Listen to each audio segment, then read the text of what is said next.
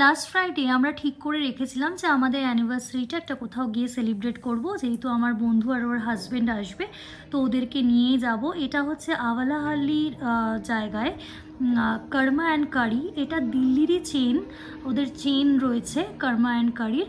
এটা নতুন খুলেছে ইয়েলাহাঙ্কা সাইডে, যে প্রেস্টিজ অ্যাপার্টমেন্টগুলো আছে তার পাশেই ভিলেজ সুপার মার্কেট, এবং তার ওপরেই এটা রুফটপে খুলেছে।